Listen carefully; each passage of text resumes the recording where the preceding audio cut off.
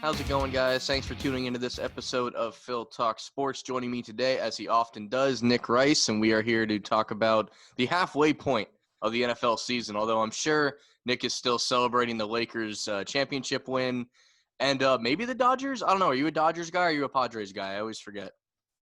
I'm more Dodgers, but I wasn't enough of a Dodger fan to mess up our city hall down the street. I just celebrated internally. I didn't destroy any buildings in the process. Okay. That was the Lakers win.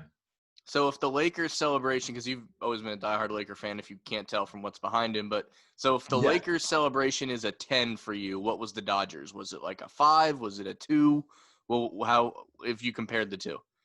It'd be about a 2 or a 3. Not a huge baseball guy, to be quite honest. In fact, my entire family is Angels fans. So, all right. I didn't even think to throw them in the equation.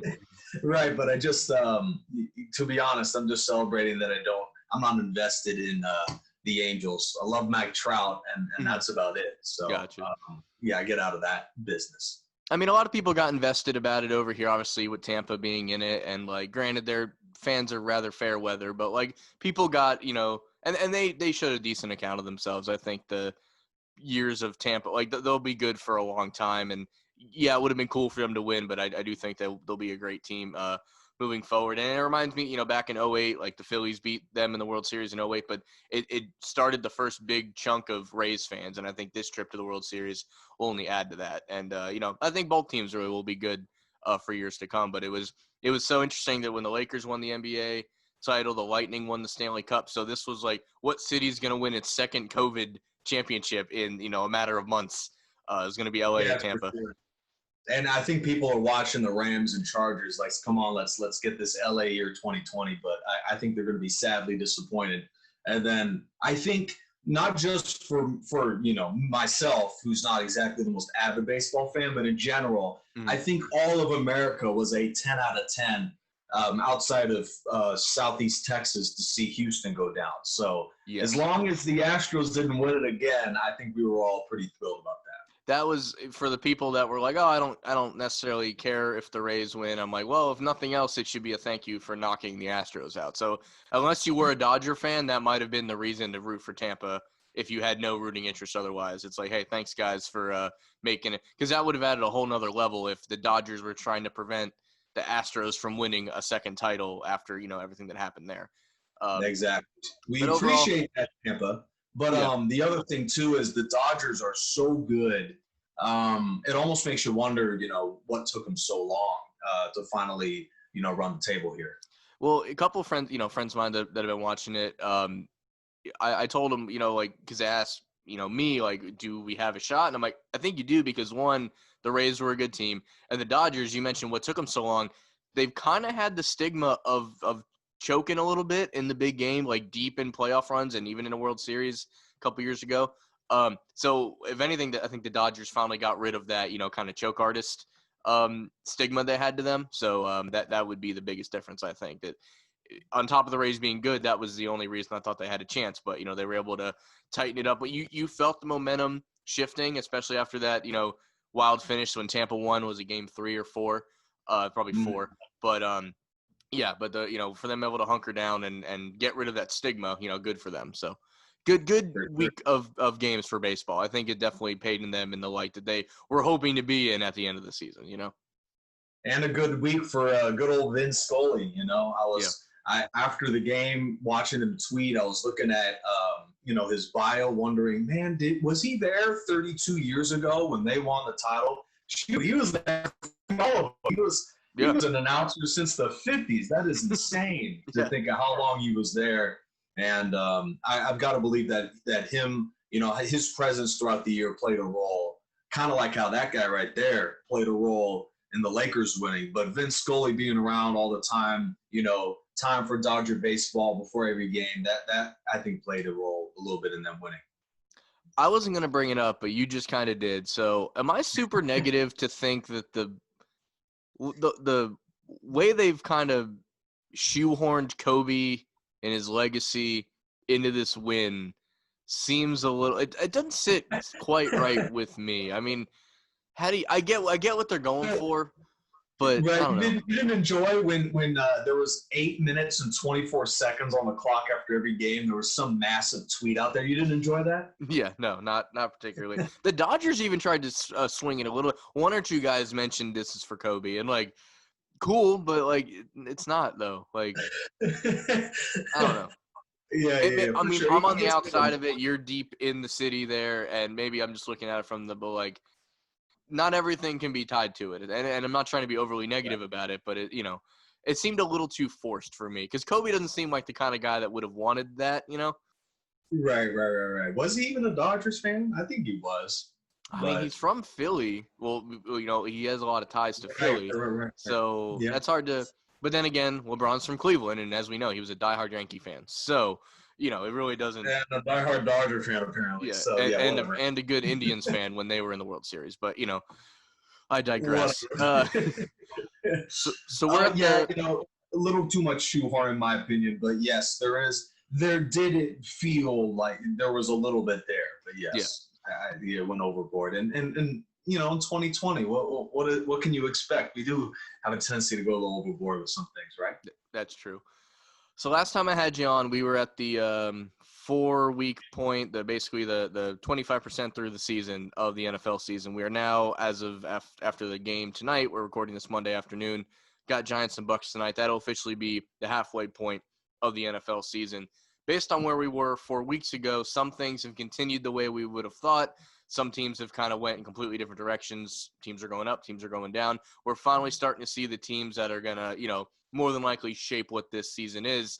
Before we get into those long-term storylines, let's go with probably the headline story of the week. Even if it didn't truly deserve it, the substance didn't quite fit the spectacle. But Tua getting his first start with the Dolphins in a somewhat shocking win, I would say, over the Rams. Keep in mind, he only went, I think it was 12 of 22, and he threw for under 100 yards. He did throw one touchdown. He did fumble once, too. Rather, we can pump the brakes on the performance itself. Rather pedestrian for, his first game. But they did win. A lot of that was, the Dolphins scored on defense. They scored on special teams. Tua didn't have to do a lot, but it did seem to spark the Dolphins into playing at a level they haven't played at much lately. The Rams went across the country for the second straight week. I think that played a little bit into it.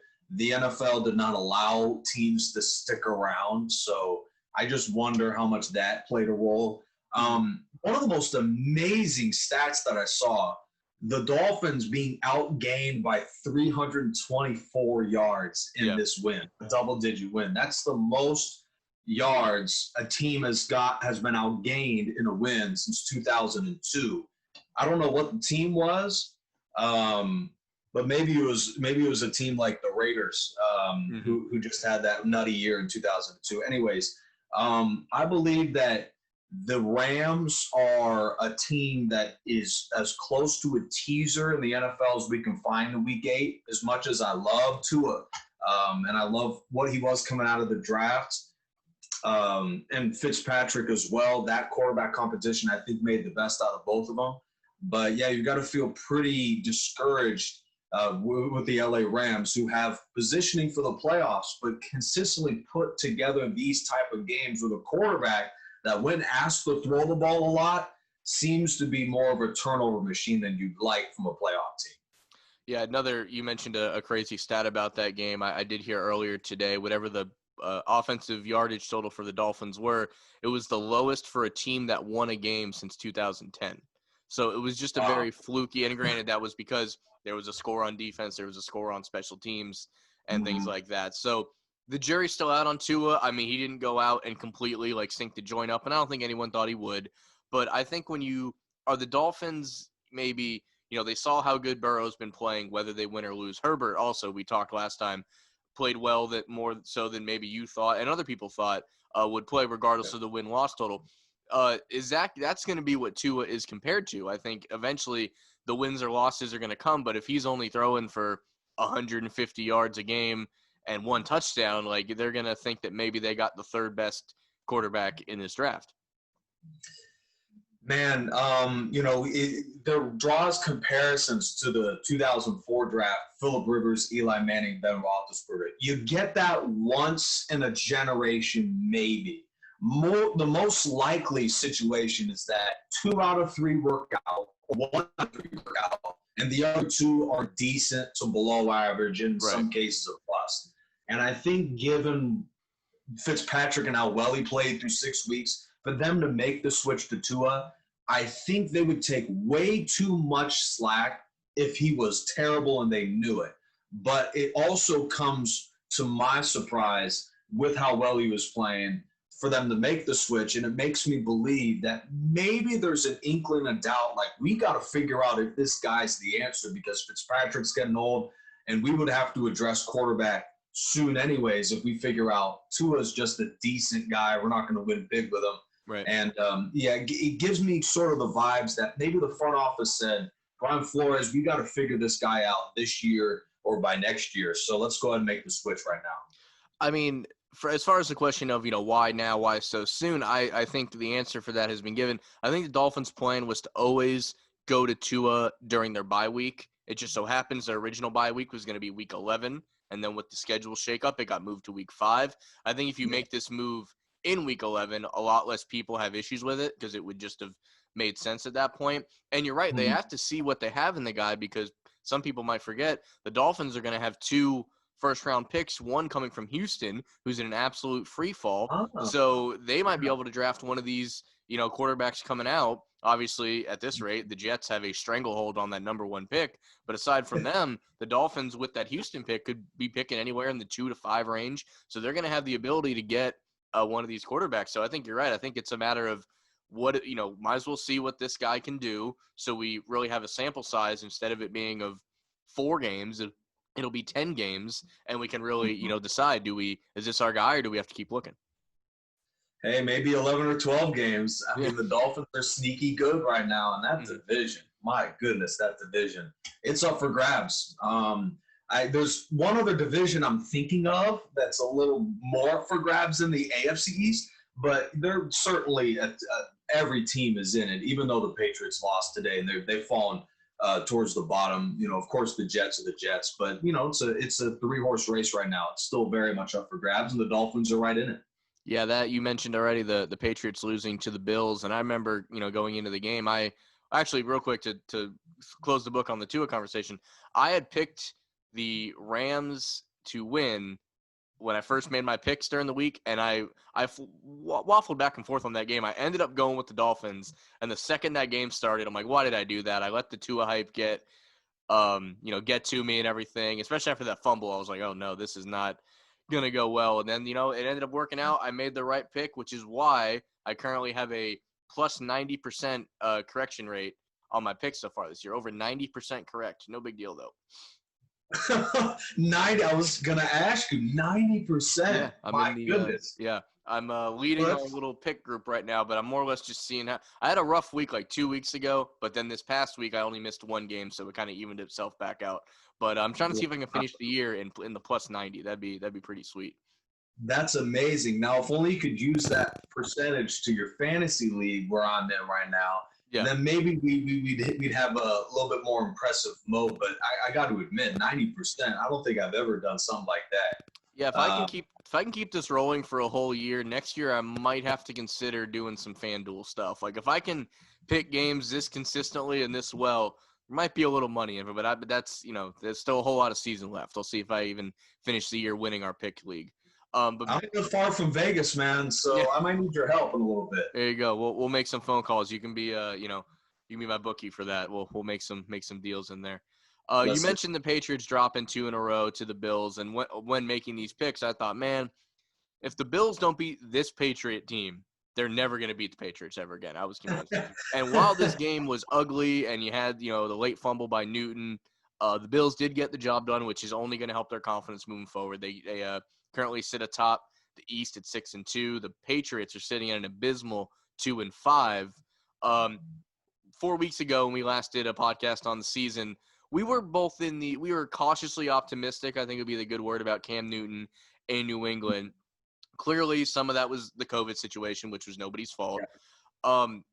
I hate to say he hasn't been the same guy since COVID, but that does seem – I don't know if it's because of COVID, but maybe just the breaking of the rhythm of this is a guy that's used to playing in every game and, having to sit for 2 weeks for an injury that wasn't even an injury. Could have just thrown off his mojo. And I mean, granted, if Newton doesn't fumble and he gets in the end zone and they beat the Bills, we're maybe not having this conversation right now. But the fact that it did, and 2-5 looks a way worse than 3-4 would have, at least to keep them in the running. And like you said, Miami all of a sudden decided to be good for a little while anyway, too. So the Patriots sitting 3rd out of 4th, and they're just really happy the Jets are there right now, I guess. But what do you think happens? Is the Newton experiment coming to an end? Do you think there's any chance that he saves it? Or, I mean, at this rate, are the Patriots looking into one of these quarterbacks in the draft? Well, Bill Belichick said Cam's our guy, but he said it after a pretty long pause. And when he was asked a few years ago about will Jimmy Garoppolo take Brady's place when he was struggling, he was much more passionate about Brady then than he was Cam Newton now. How much does that mean? Bill Belichick plays mind games with all of us. So I'm sure that there's a reason for whatever he does. No need to look too far into it. I think, like you said, Cam Newton, I would say it more accelerated the process of the league kind of figuring out how to stop the Patriots. It isn't, when you look at a talent perspective, it isn't necessarily hard. After tying the game with 14, the Patriots attempt an onside kick. And the question after the game is like, how could you not trust your defense? How could you not trust your team going for a spot like that? And my question is, how can you trust this team? What makes you believe, other than Bill Belichick being the mastermind he is, that a team with nearly a dozen COVID and other related opt-outs and so many injuries, guys in and out of the lineup, how can you trust the team that was not very talented last year despite the 12-4 record, how they would be able to pull this off? They're better than 2-5, yeah, but this is not a team, in my opinion, that can go 7-1, 6-2, whatever they need to do in the second half to make the playoffs. I know there's 7 seeds in the AFC, but it seems very unlikely, even though they still play the Jets twice and they have a pretty easy schedule, that the Patriots make the postseason. I just don't see it happening. And I'm a Bill Belichick guy, right? But unfortunately, this team I don't think is good enough. I mean, Belichick standing up there and saying, I don't care how long the pause was, that Cam was our guy. That means nothing to me because this is the same guy that was trying to tell us how good Jason Stidham was before the season started. So nothing he's never going to tell you his plan anyway. So I'm not really – the information we're trying to discuss here has nothing to do with what Belichick actually says. Right. So it's just a matter of, if they are a top 5, maybe if they're a top 10 pick, I could see the Patriots maybe making a move up, to get one of these quarterbacks. I don't know which one, he might be eyeing in particular. But if Cam Newton doesn't work out here with New England, this was a 1-year deal for that reason. I mean, yep. I look at maybe like the Colts potentially as somewhere that he could go if Rivers is done after this year. There's a couple other places, but like his ability to be a starting quarterback might be, nearing its end. I don't know if he wants to be like a high key backup in a place like, Pittsburgh, let's say. I don't know, but like this might be the last of a consistent starting Cam Newton, which is a shame because I think it's proof he's shown enough that he does still have it. And we were all scratching our heads why New England not a great offense, and I think that's finally starting to catch up with him. He might be trying to do a little too much with, the lack of receiver help and other things on that team. I'm amazed that he's not playing as well as he has. I knew this team wasn't going to be amazing, but before I give up on the Cam Newton hype, I will say that only one player, Damiere Byrd, is a listed receiver and made a catch in the game. He's throwing the running backs and tight ends. Mm-hmm. And one of the, I believe, 4 passing touchdowns the whole year, passing touchdowns the Patriots have, is to Cam Newton. So he has more catching touchdowns than a lot of his football teams. So before I give up on it, I'm also amazed about just how bad these receivers are. I watched the Patriots not play the Bills this week, but their opponent last week, I believe it's Denver, when Drew Lock throws 2 bonehead interceptions to give them the game and they still figure out a way to lose it. Yeah. Cam Newton's patting the ball for 5, 6, 7 seconds. and nobody's open. And it's amazing to me how Julian Edelman, who is second only to Jerry Rice in Super Bowl catches, cannot get open against any defense right now. It's amazing to me. I know he was hurt, but he looked very good a month ago. And then something happened, and now this team is left for dead. Before I end the Patriots, though, I just want to say, Bill Belichick is so good, I don't want to count them out until they're out. It looks bad right now, but I don't want to count them out until they're out. If they lose at the Jets next week, they're out. But until then, I don't want to say they're done yet. If you lose to the Jets, I think you're out of the league, I think is going to be the rule for this year, which is a shame. I do have plenty of family and friends that are Jets fans, so I do feel their pain currently. Really? But it'll be interesting to see, we're just so not used to the Patriots not at the top of this division, but it's been very, it's been very entertaining at least, which I can't say the same about the other East division, my division, the NFC East, is where most people are calling it the NFC least because nobody can figure out how to look good playing football this year. I can't think I've ever had a game where the Eagles beat the Dallas Cowboys and that wasn't a reason enough to crack a beer and celebrate, because yes, they won last night, but man, was that ugly. Playing a guy named Bonucci should have been an easy 30-point win, and I'll go ahead and say it. That fumble recovery for a touchdown, granted, we were going to recover that fumble one way or the other, but the way that ball bounced around and got kicked by a lineman of Dallas right into the open field where someone could scoop it and score it. It was the weirdest. It was giving us the game, and I don't know that he, had control of it and should have been called down. That was in real time. There's no way you make that call, but when you slow it down, you're like, oh, maybe he did land on it. But very ugly win.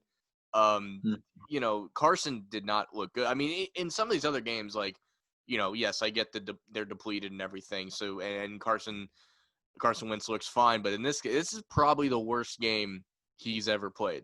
And even the Giants game, where he brought us back from down 11 points or whatever it was, this is the worst game I think I've seen Carson Wentz play. It's good that it comes in a win, but I'm still not, before the Dak Prescott injury, when people would ask me about the race between the Cowboys and the Eagles, I'm like, I would rather have our problem because we know what our problem was. We know we have injuries everywhere. When you had Dak Prescott and CeeDee Lamb and Amari Cooper and Zeke still playing okay, they have all on paper, their team is as good as it was supposed to be, and they can't win games. So our problem, we at least know what it is. So I'd rather have our problem. But now that, the way this whole situation is now, we might win this division at 4-11-1 and host a playoff game, which would be the craziest thing ever. And it'd be cool to at least say, yeah, you won the division, but this team needs help, and I'm not quite sure what it is right now. Man, I was a big fan of Carson Wentz coming out, small school, North Dakota State. I mean, the dude just had the moxie, and, he delivered very early on. I mean, it's amazing how quickly this league turns. We just talked about Cam Newton being a 2015 MVP, and now we're talking about him being a backup anywhere but New England in the NFL. Carson Wentz is not backup material, but he sure doesn't look a whole lot better than that right now. It's amazing. 4 turnovers. Quarterback rating, DiNucci was every bit as good as Carson Wentz. I think he may have finished the game better quarterback rating than Carson Wentz. Mm-hmm. So it's amazing to me. I know his weapons and all the injuries plays a role in it, but there comes a point in time you have to recognize that being aggressive in the red zone is not the smartest move. Yeah. There is only one quarterback in the last 5 years that has more interceptions in the red zone, or to the end zone, throwing the ball into the end zone and it gets intercepted. I'm going to ask you, what quarterback do you think has more of those than Carson Wentz? In how many, since he's been in the league, basically? Since 2016, 5 years. I'm going to throw 2 out there. Oh, boy. I'm going to guess Phillip Rivers is a guess, and then my other guess might be Jameis Winston, I guess, would be the other one. Jameis Winston is a very good bet. Okay. But I can see why you're a 90% better on NFL Sundays, because Phillip Rivers is the quarterback that has thrown more. How did you know that? It was one of those, there's a reason for you to know it since it was Phillip Rivers. So I kind of used, outside factors on that one. That helped me, I will say. That is amazing. And I'm telling you, full disclosure, we don't go over this stuff before the show. There's quite a bit of ad-libbing on the show. So that's amazing. The closest we do is before the show, we say, hey, I have this really cool stat I'm going to bring up later, and that's it. We never say what it is, but we let the other person know to be ready for it. Right. That's about it. Wentz has thrown 10 of those since 2016, and Rivers has thrown 11. It should be noted Roethlisberger also has 10. I would have put him up there for sure. Yeah, it's amazing considering he didn't play a whole year. And I believe Winston's pretty close, and he hasn't played this season either. So that just shows how ill-advised they are. Rivers looks like second coming of Brady right now. That guy is amazing in Indianapolis. But just to get back to the point, I don't get it with Carson Wentz. The turnovers are a major problem. He has backed his teammates by saying, I want to be aggressive. I want to throw the ball into, man-to-man, jump ball 50-50 situations, give our receivers a chance. But you're hurting your football team that way. So I just wonder when he'll tone that back a notch and say, I'll take 50 less yards in a game and hold off those turnovers. But they're in first. So, how much can we talk bad about them knowing that they don't have to run very fast to cross the finish line before everybody else? I mean, the interceptions don't bother me quite as much because you're putting the ball in play, you're going for the kill. The fumbles, I think, bother me more because they're a factor of holding onto the ball too long, rolling out of the pocket, and taking that hit. Eventually, you gotta throw the ball away. You have to, throw a shorter route. Like, if you can throw the ball 4 yards and do that 3 times, like that's first down. Like that's all you need to do sometimes. And I don't no reason to think, especially the way this offense looks as far as its depletion, there's no reason we should not have just like crosses and slants them to death. Like we were trying to go for the knockout blow for whatever reason when we could have easily, grinded out a possession or two, go up 14-0, and then you can try your other things. But like there's no reason you can't kind of simplify this offense right now with the guys that are out there. And like Travis Fulgham is obviously a guy that's emerged in this, reminds us a lot of Greg Ward from last year. So we are finding productive receivers. We're trying to make chicken salad out of, the other thing. But that doesn't mean that, these guys are starting caliber. They're just playing the part right now. So you have to play to their strengths and not just, I like Taylor Fulgham a lot. He's got a couple deep balls, but it's not like a prime Deshaun Jackson where you just throw it up, or Alshon Jeffrey because of his height. Like he's almost treating the guys like the dudes they're replacing right now, when really you need to look at them for what they do well. And the run game also, Boston Scott, I think, might be a small, bright spot. He's had a couple big runs, and he's played well with Miles Sanders being out. The little bit that Miles Sanders has played this year, overall productive. So I'm a little more happy about the run game production than the pass game, I would say, right now. So that's a plus if there is one. Yeah, that's amazing how you're getting all this production. It's like, the Patriots have no excuses in the injury department. Yet those guys at wide receiver could not start on Philadelphia. And they have every excuse in the world, to be a bad passing offense. But outside of the turnovers, they're not bad in that category. I wonder where they rank in the league. It's probably towards the top. Philly does in passing. In fact, I'm amazed you don't know that right off the bat here, Phil. But I thought you were a Philly guy. But, first place is first place. I think the Eagles – if they just grind out the games in this division, like I think they can, to be honest, I think they can go 5-1 in this division. And 4 weeks ago when they tied against Cincinnati, this looked like a team in shambles, but I shouldn't have doubted Doug Peterson. That's a championship caliber coach. And that tie against Cincinnati, based off of how they performed yesterday, looks pretty darn good right now. Yeah, I mean, that was definitely a game. I think we had spoken about that game. Had just happened the last time we had an episode. But the ability to not go in for the kill in that tie game, not kicking the field goal because, at worst you're giving a rookie quarterback maybe one Hail Mary shot at the end zone. Like the risk way out, the reward was much better than the risk in that. And the fact that they didn't go for it, so you have seen him at least learn from that mistake. And, in any now we're going way on the other side, right? Yeah, now we're going too far. But, I mean, it's Yeah. in any walk of life, it's one thing to make a mistake. Mistakes happen. But when you make the same mistake multiple times, then you have an issue. So at least the mistakes being made are different ones. That means things are willing to be changed at least. So that is a plus, of course. For One of the other big, storylines, obviously, of this year was the Tampa Bay Bucks with Tom Brady. They played tonight going into the New York Giants, which are, they did finally get a win. They're 1-6, so the the Jets move a little bit closer on that race for the number one pick because we were almost certain it was going to go through New York at this point. Yep. Bucks sit at 5-2. Brady, after a little, I think the first 4 or 5 weeks we can classify as kind of up and down, but I think the past 2 weeks or so, Brady's really coming to his own with this offense. Even though the offense hasn't been at full strength, I don't think Mike Evans and Godwin haven't been playing in tandem very much. One of the two seems to be injured at all times. But Brady is still, making plays, being very productive. The run game's played pretty well between Leonard Fournette being there, Ronald Jones III, LaShawn McCoy trying to get involved to some degree. He's found a new Wes Welker Edelman type in wide receiver Scotty Miller. We're starting to see that materialize this year because you knew Brady would eventually find that. And after a couple weeks, it appears Gronk is in fact back in the NFL because he's looking a lot like his old self right now. So the Bucks might be clicking at just the right time. I mean, he just always seems to find, the next Danny Amendola, and it's in Scotty Miller. This guy is really something special. And whether it's that or it's just the fact that Tom Brady makes chicken salad out of whatever you said earlier is just amazing to me.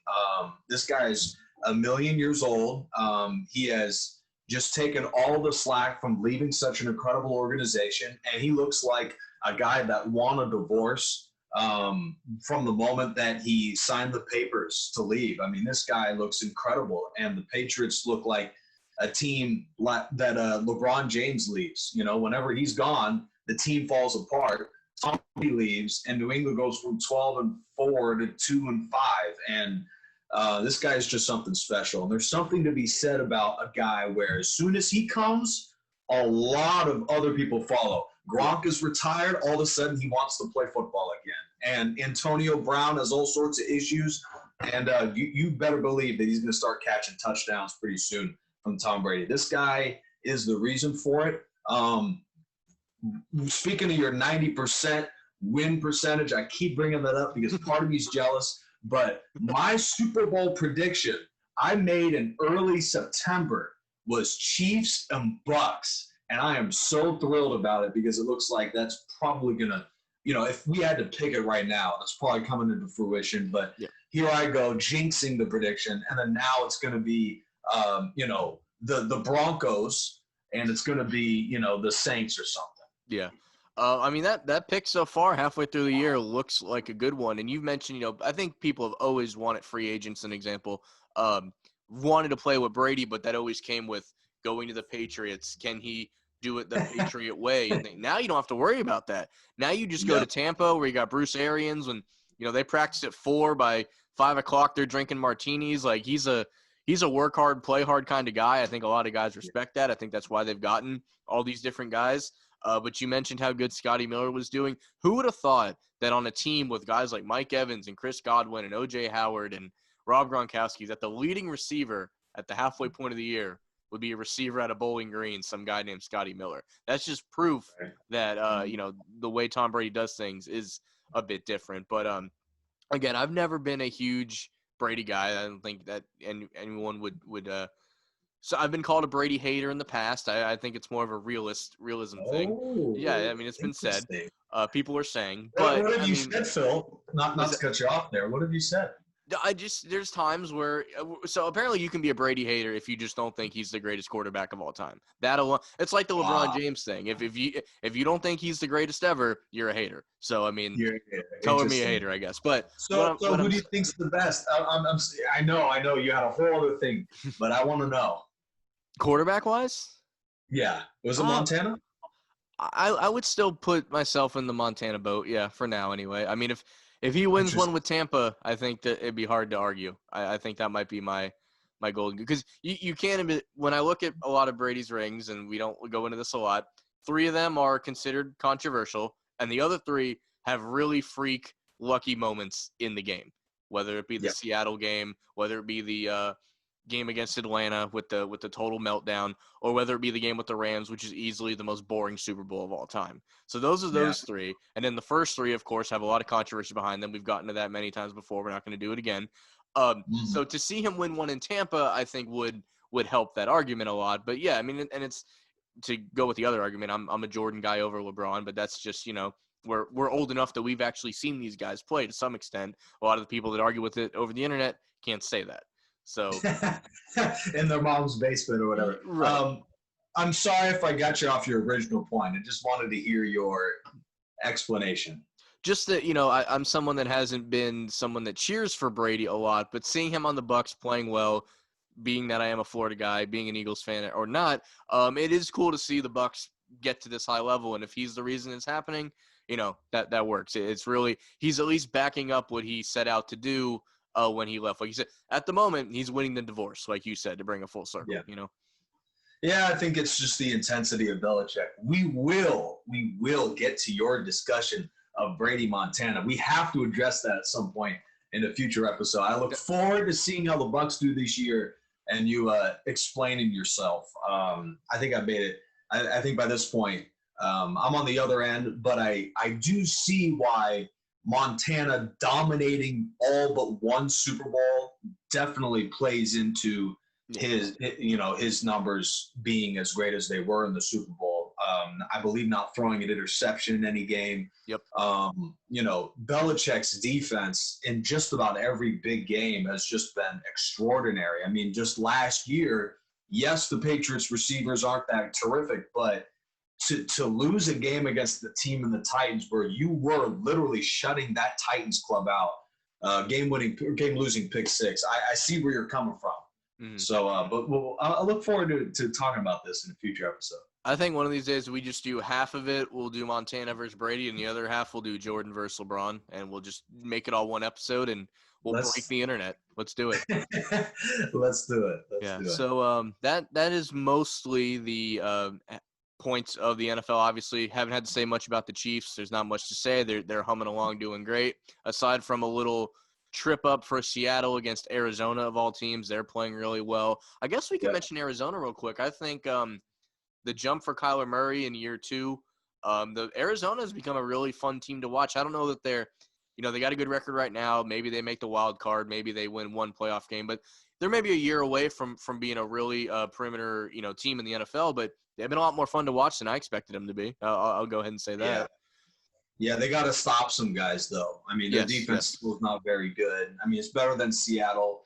But, yeah, I mean, he made all the plays worthy of winning the game. I think Larry Fitzgerald was part of how they won that game. Him not catching a pass on that fourth quarter drive, but he still was the most important part of that team by moving the ball after those first down runs, so they could spike it. That's such a savvy, once-in-a-generation type player, Larry Fitzgerald. I mean, I don't understand how anyone could be a, hater of that guy. I don't think those people exist. If they do, they shouldn't have internet. They shouldn't have Wi-Fi. They shouldn't be allowed to voice their opinion. Exactly. I talked negatively, about Brady or LeBron a minute ago. I've been on record saying I think Larry Fitzgerald's the greatest receiver of our lifetime, as in anything past Jerry Rice, because, when he's in his heyday, we're like 4 or 5 years old. As far as guys that we've seen their entire career play out in an age that we were old enough to remember it, Larry Fitzgerald's easily the best receiver, I think, in our generation. Better than T.O., better than Randy, better than all these guys. The fact that he's still playing, yeah. He's doing probably. I'd probably put Randy ahead of him, but I'd put Fitz ahead of T.O. and everybody else. I would call him all those guys. I'd call him the most complete receiver because he does it all. T.O., Randy, great receivers. A lot of it's about 20-yard plus plays. I don't think you're beating Larry Fitzgerald in route running. I don't think you're beating him in pure catching in the football. Leadership, obviously, he's on another solar system than anyone else. Yeah. So no, you might be right. I haven't thought too much about it. You might be right. Yeah. Obviously, Jerry number one though. No, Because all that's time, usually sure, all time for sure. yeah. But I mean, granted, if you're saying Randy Moss or you're saying T.O., doesn't mean you're wrong. Like it's hard. You could not really argue against those guys. It's just if I get asked a question, I'm usually saying Larry Fitzgerald. Yeah, that's a good point. Before, of course, we move totally off the NFL. Mm-hmm. I think for the Tennessee Titans, as great as they are, there's some flaws there. And certainly, I've got to love what Mike Vrabel's doing right now, turning that team into a championship club. But I think their loss to Pittsburgh beat them twice because they overlooked the Bengals, and now they've got the division race on their hands with the Colts. I mean, who knows? Next time we're on this show, maybe Indy is the number one team in the AFC South based off of the Titans and how they let that one slip away from them. And that's true. That one might become pretty costly for them. Right, for sure. Pretty costly as well for Derrick Henry MVP votes. Watching Wilson have a bad game here, Brady have a tough start to the season. I feel like I'm on like an island here. I feel like Derrick Henry, if he plays well in the second half of the year, he has a legitimate shot. If a quarterback doesn't just blow away the stats in the second half, I think Derrick Henry has a shot to be on that short list for MVP this year. He's been that good for the Titans. To close out the NFL talk, I had, last time we talked about the early MVP race, and I had, Russell Wilson running away with it. I still would maybe put him in the lead. I think the second, third, and fourth guys are closer to him than they were 3 weeks ago. Brady is, of course, in that conversation, and frankly, I think if he's anywhere close, they're going to give it to him just because it would be a great story if he's anywhere close to what Russell's doing. But other than Russell, and that sucks, because Wilson, how many times has he come in second here? Right, exactly. So who would you put? Would you put Derrick Henry as yours right now, or if you had a halfway point MVP? I'm still giving it to Russell personally, but there's plenty of guys in the conversation now. Yeah, he's on pace to get just under 2,000 yards rushing, and everybody raves about Ryan Tannehill and how great this offense is. And I'll give you A.J. Brown, but this offense is Derrick Henry reliant. When he doesn't run for 100 yards, they lose. That was the case against Cincinnati and against Pittsburgh. This Derrick Henry kid is just so good. I'd put him just a shave ahead because I saw that Arizona game. He committed 3 brutal turnovers. Mm-hmm. Now, he did throw the game winner called back because of a clipping or something like that. Yeah, something weird. I didn't agree with it. Right, but nevertheless, I mean, 3 turnovers, and he was just sloppy late in the game. So I know it's just one game, but that's kind of your MVP moment. That could have really put you ahead there. So we'll see. I think we'll know more by the time we get on next. Definitely. And just to mention them, because, again, it's business as usual for them. Steelers, only undefeated team left in the league at 7-0. So Ben's been playing great. And, they've had a new receiver emerge in Claypool that's played really well. Basically, since the Eagle game was his coming out party. And, he made some big catches. That Baltimore game was crazy. That ended up being the game I watched the most of. And that ending play where they just slammed the door on Baltimore like that, they're going to be riding high off that for a couple of weeks. Just not only beating Baltimore, but the way they did it, I think is going to carry out. So that's halfway through the NFL. I look forward to, checking out in another 4 weeks. We'll see at that point, we're talking playoff situations and predictions. So that'll be fun. College football, obviously not nearly, it feels like it's been going longer, but with all these conferences just now getting into the fray, we're 2 weeks into the Big Ten. The Pac-12 comes back this week. You finally get to watch your Trojans this year, which I'm sure you're looking forward to. A lot of interesting things. I think it might as well start at number 1. Clemson, obviously, going into battle without Trevor Lawrence, had a nail-biter against Boston College. Obviously, they ended up pulling it out. But between him and I forget the kid's name, the quarterback for Wisconsin, we've seen some big names left because of COVID. And the team so far, Wisconsin shut everything down. Clemson was able to play that whole game, but I'm curious how Trevor Lawrence gets it and no one else does. Like, where is he going that someone else didn't go? You know what I mean? I'm not a doctor. I don't play one on TV, but it was definitely head scratching for me. Yeah, certainly. Maybe there's stuff we don't know about, but this kid backing him up, and now Clemson's got a pretty tough competition. Notre Dame coming up this week. Of course, Lawrence gets the virus when they play Notre Dame. Of course, that's what happens. But This kid, I watched him. He went to the same high school Josh Rosen went to, St. Okay. John Bosco in the LA area. Hmm. DJ Uyunglele, Hawaiian kid as well. He's like Well done. well, I actually was there for one of his games. That helps. That definitely helps. Yeah. Yeah. In fact, I've had the fortune of watching Josh Rosen play. He went to Bosco. DJ Uyunglele, who's now going to start against Notre Dame for Clemson. And Bosco played a team at Hawaii where Tua Tagovailoa was their starter when he was a freshman. So I've for some reason, LA is just the city of high school great quarterbacks. Nevertheless, this kid's special for the Clemson Tigers. This quarterback isn't as good as Trevor Lawrence. This guy's once-in-a-generation talent, Trevor Lawrence is, but DJ Uyunglele, watching him in high school, he looks like a guy that could play pretty good football in the NFL. So watch out for Clemson not taking a huge drop-off. And I know it looked ugly in the first half against, I believe, Boston College. That's who they played 2 days ago. Yeah, so it looked bad. But I think with a week of practice under his belt, Clemson, I don't know what the Vegas line is, but give them a chance to actually win that game against Notre Dame. They're good enough to do it. And while we're on the talk about Hawaiian quarterbacks, you got to remember that Tua's brother is actually at Maryland now, and he had a huge win after getting crushed the week before. I'm trying to remember who they played. I think it was Northwestern. They got crushed. They ended up beating ranked Minnesota the week after, so he's been a little bit talk of the town there. So Hawaiian quarterbacks, man, go get yourself one because they're just growing on trees out there, I guess. I guess, yeah, for sure. One guy that I'm sure wants nothing to do with these Hawaiian quarterbacks for the rest of this year out of the Big Ten is the good old khaki pants. Yeah.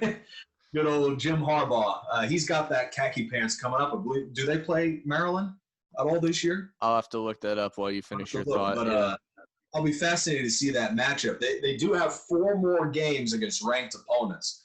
And given how they lost against unranked Michigan State, I'm sorry. I know you didn't bring it up. I know you didn't ask the question. But just watching, all of the enthusiasts and all of the apologists for Jim Harbaugh over the last couple of years, I have nothing against the guy. I mean, he's won everywhere he goes. But it's just the level of praise for this guy. And then when he just gets blown out by Ohio State, I hear the constant defense of, well, they're not supposed to beat Ohio State because they're not to the level of Ohio State. Well, then who are you supposed to be? Please give me this team list that they're supposed to be and not supposed to be. To me, it was just a bunch of hogwash from the moment that they got crushed a couple years ago against Ohio State. And now it's coming into fruition that this guy right here, he's not quite what everybody thinks he is at Michigan. Well, I mean, if you're not supposed to beat Ohio State because, they're always like a top 3 team in the country, fair play. But I think you ask anybody else, they were probably supposed to beat Michigan State. So, I mean, there's that. And to answer your question, yes, they do play Maryland on December 5th. So that answers that question. Cool. But, yeah, here's my thing with Michigan and Harbaugh and the whole thing. Michigan, we have this weird – I think because – the team is so iconic. That Block M, you go anywhere in the world, you know where it is, similar to a Notre Dame. That's something that even, as good as Clemson is right now, they don't have world-renowned they might down the road. They don't quite yet. Another couple of years of dominance, so we'll get to that point. Florida State, good or bad, you see that logo. The Gators, you know that logo. Some of these, blue blood programs, you would just expect them to be that good. If you look at the overall history, I'm not talking about the 40s and 50s, but the modern era of football, Michigan by nature in a normal year, obviously we have a shortened season, they're a 9-win team. They're maybe a 10-win team with their bowl game. Harbaugh is doing nothing but doing exactly what Michigan's been for 80% of their history. The problem with that is he was supposed to be the guy that put them over the top, and he's not. Highest paid coach, you know. So he, what he's doing is exactly what Michigan's been doing for most of their, history. But he was supposed to put them over the top. Clearly he is not. They play 13th ranked Indiana, which of course a lot of that ranking comes to that shocking win over Penn State. I will excuse myself from that conversation as I am a pretty heavy Penn State follower. I'm sure you saw the play on that 2-point conversion. Did that sit right with you? Do you think he got in? I actually didn't see it. I'm sorry. Okay. All right. But I didn't see you it. guys What should happened? definitely check it out. So he dives for the pylon, and then the question on a 2-point conversion to win the game. And basically the question is, does the ball hit the ground before it touches the pylon? Is where the argument is. So definitely go back and check that out if you haven't seen it. But Interesting. obviously that was Indiana's first win over a ranked team since like 1978 or something crazy. Oh, you know what? I might have seen that play. You Okay. know, Yeah. yeah, I'm dealing with dementia right now, apparently. Yeah, I do remember seeing that play. He was over the pylon. I Okay. remember that play. Yeah. Right. So the call was not that he was over the pylon. No. They called that because he scored on it and they won by 1 point because of it. But like in real time, to me it didn't look anything like it. But when you slow it down, you can do a whole debate over it. I feel, but and I'm not saying like they got absolutely. He didn't make it. What's that? Do you feel that he didn't make it? I felt in real time I didn't think he made it. It wasn't until I saw every angle that okay, maybe he did. But in real time it didn't look. It was a very funky, like he had to stretch out for it. Like it's not a play you see often. So right, for sure. But yeah, unfortunately, Penn State 2 tough losses to begin the year. Do you think they have a chance to make the conference championship game, or is it too tough of a hole to climb out of? Well, they do play Maryland next, so that's going to be rough. Luckily, they have a bye week the week after versus Nebraska. That'll be an easy one. But then after that, you got Iowa, Michigan. Rutgers is playing as good as they've been playing in a while. And Michigan State. It does look like a rough one for Penn State, honestly. It will be, I think, conference championship. I think they needed that Indiana win to keep it moving. Luckily, or some people call it lucky. Other people won't have an issue with it. There's no win limit on bowl games this year. Any team is eligible for a bowl if the bowl game will have them. So that is interesting. You might have some 2-win, high profile to like Penn State wins 3 games and they can still play in a bowl this year. So that'll be interesting to see how that all shakes out. Interesting. I know a lot of bowls have been canceled. I believe there's either high 30s or low 40s. I think not counting the playoff, the Rose Bowl, sugar, yada yada. There's around 30, so about roughly 70 teams will play in bowls this year, which is a little. And some would argue that's too many anyway. So like if a handful of the games got canceled, not a huge deal. I don't think. I think a lot of them that'll still get played. We'll still have a nice bowl season. And before we completely get off the Hawaiian quarterback train, we cannot not mention Dylan Gabriel, who's lighting it up for UCF right now. Granted, they did drop 2 games. They then won 2 after that. Currently the number one, not knowing the Eagles stats, I can proudly say that UCF easily has the number 1 offense in the nation statistically. So, I mean, and he's been a big part of that, plus overs. They're actually on pace to be the highest yardage offense in college football history. I think the old one was Andre Ware in Houston back in the 90s is the team that they're chasing. But you basically got to average like 600 plus yards every game to make that happen. And so far, they're on pace for it. So we'll see. And that's crazy because UCF doesn't have the cupcake non-conference FCS opponent, to kind of pad those stats. It's just all conference games. So the one out of conference was Georgia Tech. So you can't argue. You can't say that was a cupcake game by any means. Wow. So does this guy have NFL, recognition? I don't think he does yet. I think if you ask someone in the NFL, I don't think they have seen enough. I mean, but you could argue, Mackenzie Milton, we all know how great he is, and hopefully still will be as he's still making his recovery. And it's not completely out of the question that he won't see the field at some point this year. But even him, maybe because of his size, because they are similar in stature, both these guys. Gabriel's a lefty, so that is one difference between the two of them. But they're both smaller stature guys. You do look at them sometimes and you see a Russell Wilson or a Kyler Murray. I think Kyler Murray might make it a lot easier for a guy like Dylan Gabriel to get in the NFL. But to say that NFL scouts are drooling over him, I don't think that's the case just yet. But I think the more they see of him, could definitely be a possibility. Luckily, he's only a sophomore, so he's got a couple more years left at his UCF career. So that's good. Just a sophomore, man. That's insane. I mean, after we saw what Joe Burrow did, you don't have to be 6'5", 250 with a rocket in order to make it big in the NFL. So that's good to see. I mean, watching this guy put up 1 million points against Memphis, I just turned my head like, whoa. Yeah. And then they lose on that wacky, what was it? Was it the 2 point? Something like that. No, we missed a field goal at the gun. we That's had right. the opportunity to win, but and I don't even a lot of people blame the kicker. We went for 2 a lot in that game. Really, our kicker never really didn't play a lot. Like he hit like 2 extra points, but like to have this guy sit on the bench in the cold all game in Memphis and like, hey, try it out there and win the game for us. Like it did put him in an odd situation. So like it was a very makeable kick, but it was not a normal situation. So we're past that. We're on to Cincinnati, literally, because we play them in 2 weeks. So that's going to be the big game right there. That'll decide if we are still in the conference hunt. Because this year, with the amount of teams, with UConn leaving, we don't have a championship. Actually, I'm sorry, we have a championship game. We don't have divisions. So it's just the top 2 teams will play for the conference title. So we are 3-2 in conference. We're 4-2 overall. Cincinnati sitting at 3-0. Tulsa's ahead of us. SMU and Houston. We just beat Houston. So it's a matter of how those teams at the top shape out. So a lot of football left to be played with that. So we'll see. But I think other than Cincinnati, that's really the last big test left of the year. So that'll be a good one in a few weeks here. American Conference looking pretty good. Before your Central Florida kicker, until before he just puts himself into a deep state of depression, he's got to recognize there's a guy in the NFL that's kicking worse than him, and that's the kid for the Titans, Gostowski. Steven Gostowski. All right, there's at least one guy that's sneaking up more than him. So you've always got that. He went 3 for 4. He went 3 for 4 against Houston this week. So I mean, I think he's working it out now. So that's good. Gostowski's kicking like 65% right now. I mean, how does this guy still have it? I mean, he's a Patriot guy and Vrabel's the coach, I guess. I think it's the name value. Like Vinatieri, right? We know he's the greatest kicker of all time. When he had that rough year, most guys don't play the next year. It's because it was Vinatieri that they gave him another shot. So sometimes the name value with kickers, I think, does.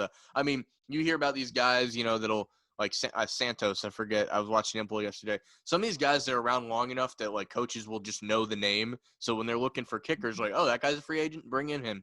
Not even looking at what he did prior. Sometimes name recognition, I think, with a kicker really does help because that bottom 5 always get recycled for the teams that don't need kickers, or that need kickers. For sure. So we mentioned, a lot of the college football, a lot more to be played, some more teams joining the chat, the Pac-12 now jumping in. We mentioned a couple episodes ago about the release of a new college football game, Doug Fluties Maximum Football 2020, something that I am full disclosure, a Patreon backer for, something that I support 100% monetarily, as well as just letting people know about the game. And last year, I actually was lucky enough to interview one of the developers. So that episode's still on the YouTube channel. If you guys want to check that out, you got to go back about a year because it was during the 2019 cycle, but it's on the playlist. Check it out. What's his name? By the way, I can check it out too. David Spear with Canuck Play is actually who I spoke to. It was August 23rd of last year, so a little over a year ago. It's about a 20-minute interview between the game being, put together, where they got the idea, how they got Doug Flutie involved. That's a pretty cool conversation. That is my most views on a video is that interview. So definitely check it out if you haven't seen it. So last year, 2019 came out, and I was completely honest with people that I did not tell people to go out and buy it. I thought it was a great foundation, but there was still room to improve. Whereas this year, I think they capitalized on it. The game is extremely playable. Don't go at it looking for Madden, whether from a graphical standpoint, because it is an independent game. This is like 5 people make this game, but I did feel this version was enough that I was telling Nick, hey, it's $30. It's half the price of Madden. So definitely, keep that in mind. And I had Nick try it out. Like I said, I've been playing it for 2 years now. He's had his first impressions of it within the past week or two. So how have you been feeling playing this game so far?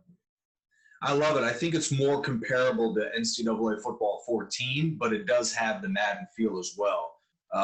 But it is just an exceptional game. There's quite a few elements of it that does not compare to Madden because there's just different components of it that I feel are better.